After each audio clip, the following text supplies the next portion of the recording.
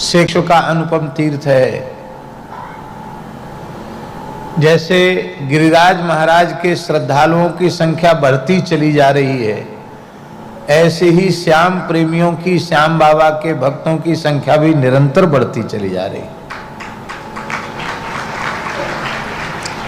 बहुत पुरानी बात नहीं है,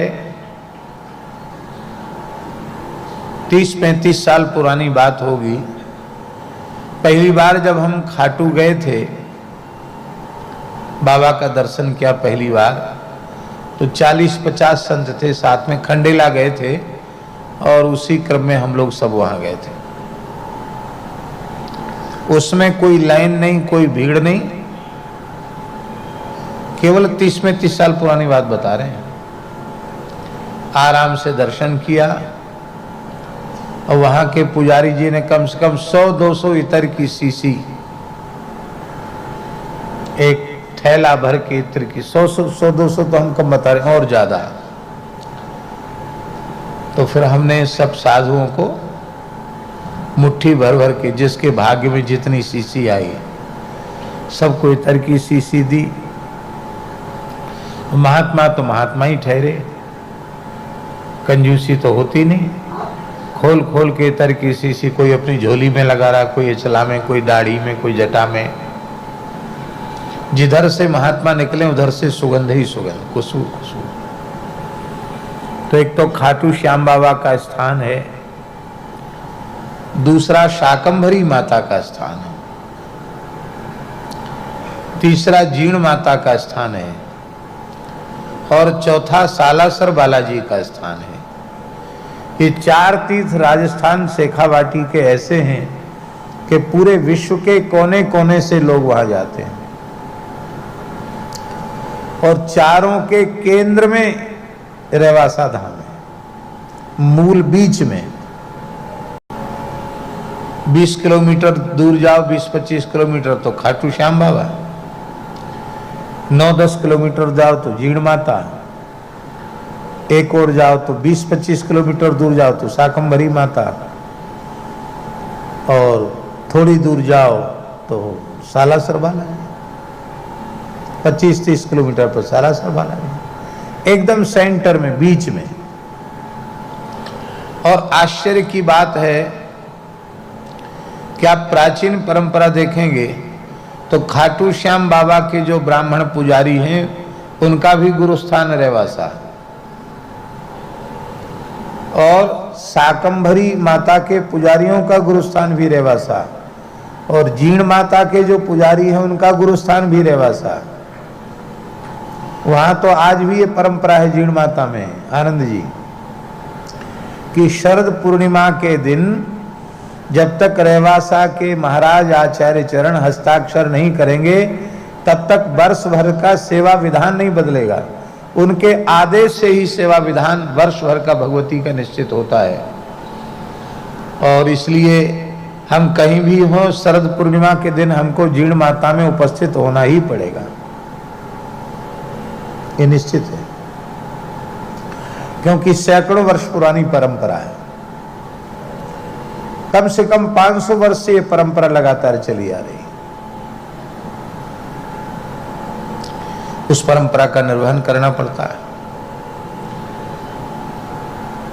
और श्री सालासर बालाजी, जिनको प्रकट किया श्री मोहनदास जी ने, मोहनदास जी विरक्त संत थे, और मोहनदास जी का गुरुस्थान रेवासा पीठ ही था। उसी रेवासा धाम के वो शिष्य थे। उनकी बहन रेवासा के बगल में लूण नामक गांव है, वहां के निवासी थे। उनकी बहन विवाही थी सालासर में, और माता पिता भी भगवत धाम सिधार गए थे। और जहां बहन विवाही थी सालासर में, उनके मोहनदास जी के बहनों भी स्वर्ग सिधार गए थे। अब अकेली बेचारी बहन थी, और बहन के 2 पुत्र थे। बहुत भारी विपन्नता थी। कैसे बालकों का भरण पोषण हो, इसकी बड़ी चिंता थी। तो मोहनदास जी की बहन रोती थी कि मेरे माता पिता भी नहीं हैं, सास ससुर भी नहीं हैं, पति भी चला गया, मैं और मेरे 2 पुत्र। हे प्रभु, ये कहीं भूख से मर न जाएं, क्या करूं मैं, अकेली स्त्री क्या करूं। और यहां मोहनदास जी भजन कर रहे थे, तो श्री ठाकुर जानकी नाथ जी ने उन्हें आज्ञा की कि तुम अपनी बहन के कष्ट में सहायता करो, इससे तुम्हारे वैराग्य में कोई कमी नहीं आएगी। पर इस समय वो बहुत दुखी है, आर्त है, उसकी सेवा करो। तब आपने ठाकुर जी की आज्ञा गुरु जी को बताई कि ठाकुर जी स्वप्न में ऐसी आज्ञा दे रहे हैं। तब गुरु जी ने प्रसन्न होकर आदेश दिया कि जाओ। तब आप सालासर आए। बहन से बोले हम घर में तो नहीं रहेंगे, खेत पे ही मढ़ई डाल करके, झोपड़ी डाल करके रहेंगे, और पूरी खेती तब तक करेंगे जब तक तुम्हारे पुत्र स्वयं काम करने के योग्य न हो जाए। पुत्र आत्मनिर्भर हो जाएंगे तो फिर हम अपने जैसे उन्मुक्त भाव से भजन करते भजन करेंगे। तो आप वहां परिश्रम पूर्वक खेती करने लगे। मोहनदास जी महाराज सारी सेवा करते और नाम जप करते, कीर्तन करते, नाम जप करते। नाम जपते जपते वो करने लगे सेवा। और राम नाम रसिया तो हनुमान जी है ही हैं। हनुमान जी बार बार उनको झलक दिखाने लग गए। हनुमान जी से मित्रता हो गई। हनुमान जी खेत में काम भी उनके साथ कराने लग गए, और हनुमान जी से कभी कभी कुश्ती लड़ने लग जाते। तो खेत पर उठा पटक होने लग जाती। छोटे छोटे भांजे वहां खेलते। वो अपनी माँ से कहते कि मामा जी तो पता नहीं काम करते करते बार बार गिरते पड़ते, गिरने लग जाते, फिर उठ के खड़े हो जाते, फिर गिर जाते। अब उनको हनुमान जी तो दिखाई नहीं पड़ते थे, मामा जी गिरते पड़ते दिखाई पड़ते थे।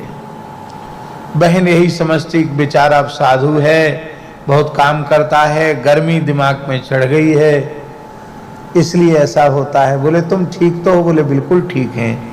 इसी बीच में हनुमान जी की एक प्रतिमा कोई राजा के यहाँ प्रकट हुई थी। वो जा रही थी दूसरे क्षेत्र में बैलगाड़ी से, और वहीं जाकर बैलगाड़ी रुक गई जहाँ आज सालासर बालाजी हैं। और हनुमान जी ने कहा इसी विग्रह में हम विराजमान रहेंगे और अब तुम हमारी सेवा करो।